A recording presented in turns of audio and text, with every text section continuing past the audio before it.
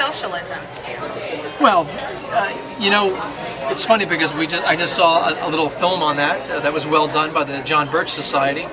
And the bottom line is, whether you call it socialism or communism or anything like that, they're all the same. It's the government running the economy. People forget that Nazism was German socialism. It was national socialism, was Nazism. They were going to take care of the people there.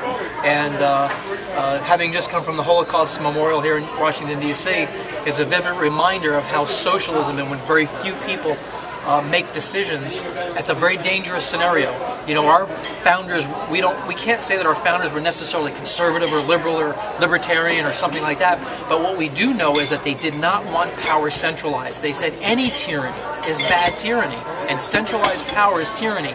And socialism, whether you call it socialism or communism, the government running the economy, a central government running the economy, is very dangerous, as well as inefficient. Why is it dangerous?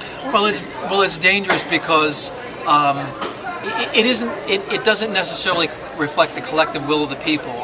Personally, as a Christian, I believe in the Holy Spirit and in the free will of people as the Holy Spirit manifests themselves through people. And so we want that type of decision making going on in the marketplace. We do not want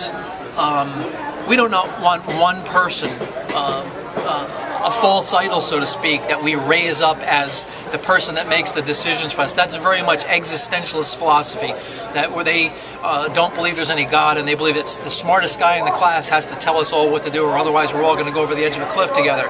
No, we have learned in time, and if you look at history, collective thought, many decision makers, within reason, is a more rational way to go for a society in terms of decision-making process.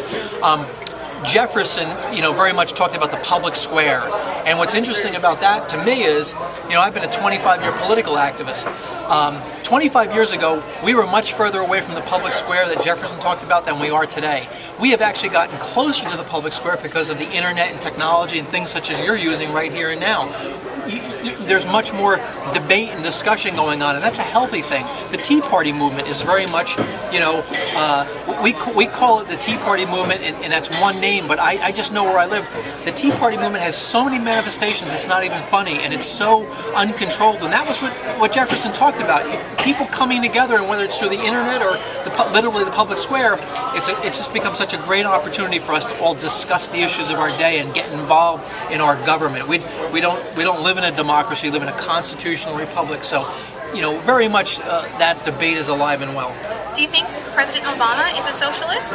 Well, I have to look at his ties to Sal Alinsky and some of the others, and there's no doubt in my mind that he has socialistic tendencies. And when he makes statements to the effect of, why don't we spread the wealth around a little bit, there's no doubt him, and I don't even want to just demonize Barack Obama.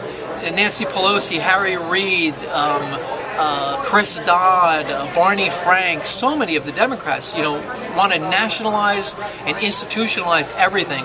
We were founded, 13 colonies became 13 states and created a federal government. Only to find this in certain areas such as national defense. We should be 50 states united, but we are not. We have become the Federal Republic of America, and that is not what the founders had in mind. They wanted more diversity of thought. They wanted more decentralized thinking. And so when I see President Obama and Harry Reid and Nancy Pelosi put forth many of the policies they put forth, I definitely see a nationalism and a socialism coming together that is not healthy. If you could change anything about America, what would it be? Well, I would like to see the church more involved in our political system. The church, for some reason, over a 45 to 55-year period of time, has chosen to step out of our government processes and our democracies, and I just think it's so important that we keep our hand on the pulse of the politic of our country and have an influence on that, to be that moral element, to establish character as the foundation for leadership, to establish, the Bible calls on us to raise up just and righteous leaders. You know, I heard too many people during the Clinton years say, well, it doesn't really matter what he does in his free time just as long as he's a good president. And that is the antithesis of what the Bible teaches and what we need in our leaders. When we look back at our founders, these were truly men and women who, you know, were always willing to put the greater good ahead of everything else and everyone else. You know, just you know, having been at Mount Vernon 2 days ago and to see what George Washington did, because what we forget as Americans is Europe assumed that George Washington was the new king of America, when as a military leader he overthrew the most powerful army on earth up to that point in time, the English army. They assumed he was the king here, and he didn't see that way. And so Europe stood with their mouths agape when he said, I'm done being president, I'm going back to my farm at Mount Vernon.